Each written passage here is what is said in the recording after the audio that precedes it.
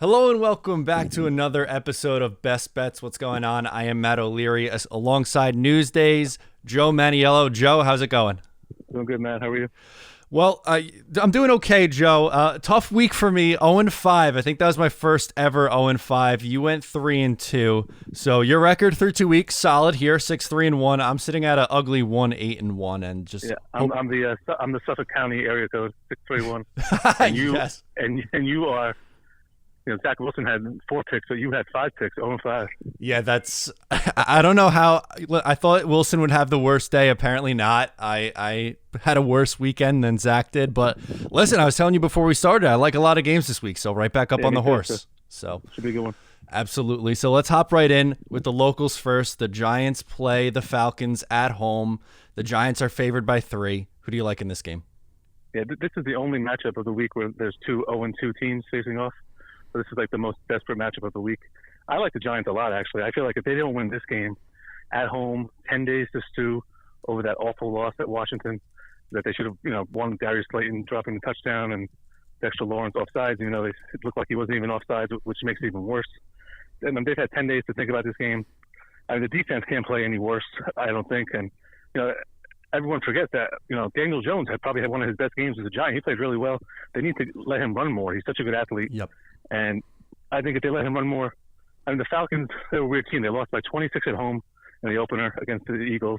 Last week, that score, they lost by 23, even though they were 2 pick sixes. So I thought they were going to cover there. But they're a mess as well. I don't think the Giants are going to run away with this game. They're 0-2 for a reason. They have issues. But I think they win this game by a touchdown, maybe 10 points. I mean, they're retiring Eli's number at the half. If they don't win this game, they have a tough schedule coming up against some really good teams. If they don't win this game, the season's over. I mean, I know it sounds premature, but if you look at their schedule, I mean, if they can't beat the Falcons at home in a must-win spot, then forget about it. So I think they'll come out with a lot of urgency. I think Jones will play well again. And, Falcons are going to score. They have, Matt Ryan has weapons. Calvin Ridley, Kyle Pitts. One of your favorite coaches over there, Arthur Smith. I think it'll be a close game. But I think the Giants find a way to win. Maybe I think it'll be a high-scoring game, actually. I don't know. 34-27, something like that. I think the Giants come out and play really, really well at home on Eli's day. So Giants -3. I'm with you. I'm right there with you, Joe. And because of the same reason you said. One, they're a desperate team. Not that the Falcons aren't desperate, but it just feels like the Giants, I guess because they in their division, it feels like they have a little bit more of a shot than the Falcons, who are behind some pretty good teams in their division. And It's Eli's day. Like you said, if you can't win the day you're honoring Eli Manning, who won you 2 Super Bowls, then I don't know what to say about this team. They played a good game for the most part against Washington before the end and that drop pass. They should have won the game. And honestly, I'll give him credit. Daniel Jones, I think, is playing pretty good football. I agree with you. I think they need to have him run a little bit more. I think that's when he's at his best, is when he's moving around and making plays with his feet. So I like the Giants to win. I don't know if it's going to be as high scoring as what you're predicting. I'm at like a 27-20 kind of a game for the Giants, but a win and a cover for the New York team. Yeah, much needed. Definitely. Now to the other New York team off a tough loss. The New York Jets are going to the Denver Broncos, who are favored by 10.5. How about in this one? Yeah, before we get into the Jets part of this, I mean, can we talk about the Broncos schedule? I mean, they open at the Giants, who are 0-2 now, the Jaguars 0-2, and the Jets 0-2. I mean, this is the greatest schedule in the history of the NFL. And I think they're going to win again. I mean, they're going to win and cover. It's a huge number, 10.5 or 11. I still have it at 10.5. Yeah, it's a huge number, but if you think about it, I mean, the Giants and Jaguars both scored 13 points, and then I think the Giants' second touchdown was on the last play of the game. But I don't see how Zach Wilson is going to go in there. I mean, this Jets offense has so many issues, and I mean, if he thought that getting booed at MetLife is tough, wait till you go to Mile High. I mean, the fans there are crazy. First game is Denver's home debut. They don't have Bradley Chubb, but they still got Von Miller. Teddy Bridgewater's playing really well. Cortland Sutton's a really good receiver. I just think this is similar to their first 2 games. I think I'm going to go with 27-13 just because I like the symmetry of them beating both New York teams by the same score. But I don't see how the Jets score more than 13 points in this game. I just don't see how the offense moves the ball. Tough place to play. And before the season, I was a little bit too high on the Jets. I guess I'm a big Robert Saleh fan. I thought they could win at most like 7-8. I figured 6 wins, but I thought maybe they can get to 7. But they have a lot of issues, and they look like a 3-4 win team at this point. So I don't see how they're going to go in there. And it's the NFL, so if the Jets lose by a touchdown, they don't cover. Broncos don't cover, so be it. But I think the number's right on, and I think Broncos win this game by 2 touchdowns. So I'll lay the big number with the Broncos.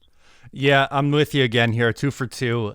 Even with the big number, I mean, you look at the Broncos defense, they're playing really, really good. In their first 2 games, 13 points in each of them allowed.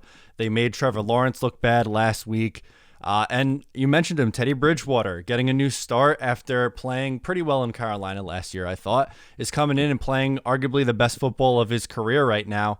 And with Cortland Sutton on the outside and Noah Fant, who I think is one of the NFL's better tight ends in this league, I think they're going to be able to do a pretty nice amount on this Jets defense too. If you want to give the Jets some saving grace, it's that the defense has been playing pretty good, but I just don't see, I agree, I don't see them scoring more than 10, 13, 14 points at the most. I think that might be asking a lot for this Jets offense at the moment. So yeah, I think you're looking at like a 27-10 kind of a game, and the Broncos walk away with this one. Yep. As for the game of the week, this one should be enticing. It's the Buccaneers and the Rams. The Bucs are favored by 1 point. Who do you like here? Yeah, this is a great game. As I said earlier, the Giants-Falcons was the only matchup 0-2 versus 0-2. This is the only matchup 2-0 versus 2-0. So I think it's worthy of the game of the week status. This is actually my pick for the NFC Championship game. And I feel like you can go either way here. So I think it's one of the toughest early season picks in recent memory. I'm going to go with the Rams. My Super Bowl pick. They're home.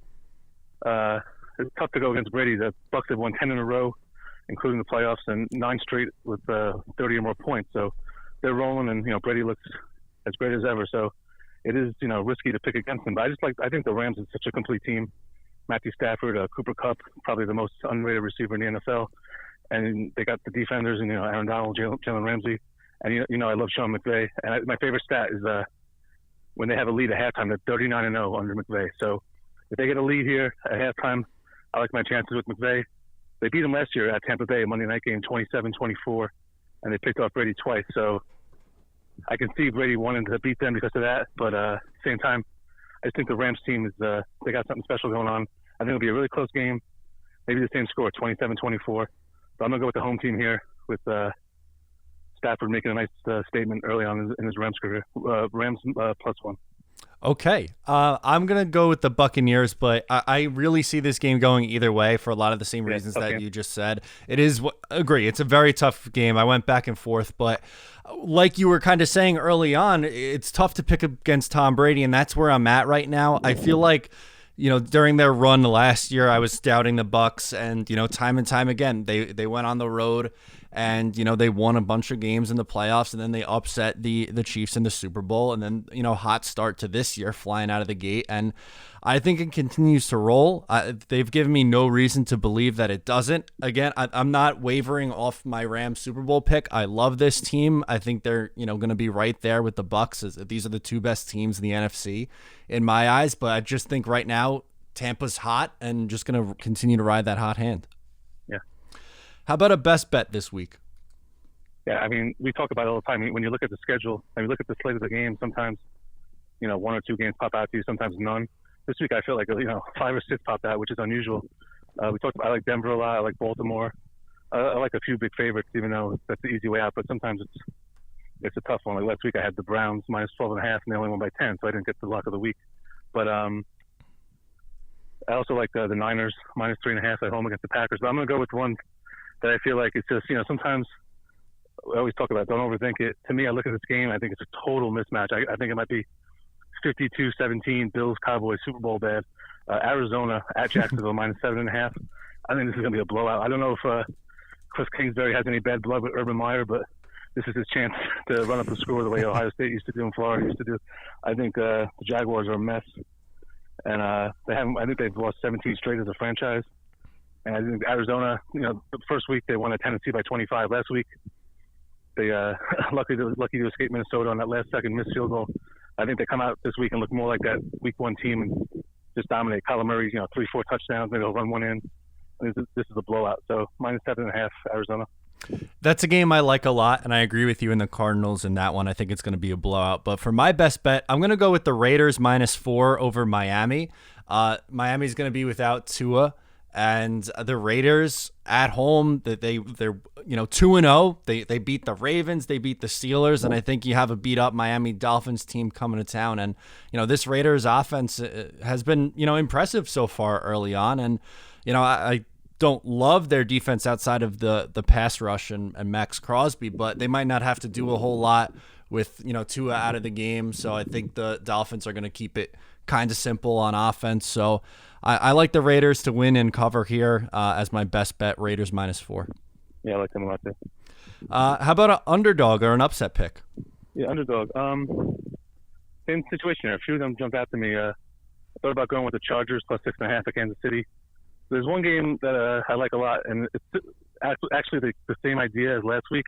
Last week I took Tennessee getting 5.5 at Seattle, and what I felt like was like a desperation kind of must-win game. It's only week 2, you don't want to start 0-2, and they made me look good, going winning at Seattle. So I'm going the same team but different opponent. I'm going the Colts +5.5 at Tennessee. I think that's the spread, right? +5.5. I believe so. Double yes. check it. I'm pretty sure that is. So Colts +5.5, 0-2. First time they've been 0-2 in 4 years with Frank Reich. And as I was writing my column this morning, I looked it up. They're 3-0 at Tennessee under Reich. Even if Carson Wentz doesn't play, I think they'll rely on the run. And if there's anyone who knows anything about winning with a backup quarterback, it's our buddy Frank Reich, who has my favorite game of all time, the Bills comeback against the Oilers, 35-3. Google it, kids, if you haven't seen it. But I think the Colts, desperation, backs against the wall, don't want to start 0-3. I'm going to go as far as say they win the game. How's that sound? Upset alert. Wow. But even if they don't, 5.5, I think to be grinded out battle, 23-20 kind of game, maybe 27-24. But I'm going with the Colts +5.5. I love getting that many points in a desperation spot, and they've have a good track record at Tennessee. And Tennessee, as great as that win was last week, comeback win, they didn't look great in week 1, and they're not a dominant team, so I don't think that they're just going to blow out the Colts. I think the NFL, these division battles are always so close, and it's so hard to predict. So you're getting basically a touchdown here. I love the Colts getting 5.5. I just looked. It's 5. Okay, 5. Sure, still like them. Okay, yeah, I saw the Cardinals were right above them, and I saw the half on that one and got confused. But it is 5. So interesting. It worked for you last week with the Titans. That was a great pick. Hopefully it works out with you for the Colts. I'm going to go against one you teased earlier where you said you like the 49ers. I'm going to take the Packers. I knew it. I said to myself, he's going to pick the Packers. I knew it. Yeah, Packers +3.5. I don't think the 49ers have beaten anybody really yet. The Lions in week 1, they beat them down. I think the Lions are, due for a 1 or 2 win season at the Packers most. Packers beat the Lions. That's true. That's true. I guess you're right, Keep going, Joe. Keep going. And then last week against the Eagles, I don't think the offense looked good. But what I was going to say was I think that was the get right game for the Packers, and now that's kind of just going to get them back on track, and they're going to start to roll a little bit. Maybe the 49ers win and cover the number, but even if they do win, I think it would be a tight game, like a field goal difference. So Rodgers, after a loss, is usually a good thing, and he ended up winning against the Lions. But I just think it's going to continue to roll here for Green Bay, and they'll be back on track and looking like one of the contenders in the NFC. So yeah, I get it. I mean, they're a good team. I don't trust their defense. I think that Kyle Shanahan's run game is going to exploit them a little bit, but it's Aaron Rodgers getting 3.5, so I totally get the pick. Absolutely. So to run through these real quick, we are both on the Giants -3 at home against the Falcons, both on the Broncos -10.5 over the Jets. In the game of the week, Bucks Rams, I'm going with the Bucks -1 and the Rams +1 is Joe's pick. My best bet, Raiders -4 over Miami. Joe is going with the Cardinals -7.5 over Jacksonville. My underdog, Packers +3.5 over the 49ers, and Joe is going Colts +5 over the Titans. Joe, a lot of fun as always. Thanks for coming on, and we'll talk again real soon. All right, Matt. Thanks so much.